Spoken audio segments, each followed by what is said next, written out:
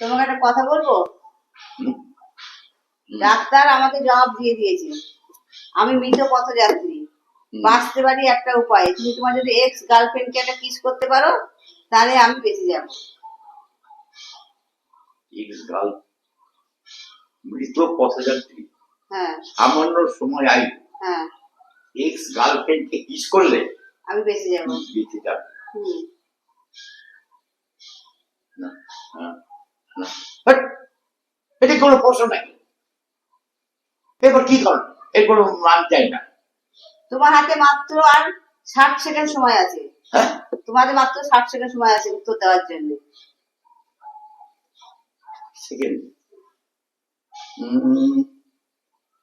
তোমাকে ডিভোর্স দেবো, তোমাকে ডিভোর্স দিয়ে তোমাকে কিস করবো।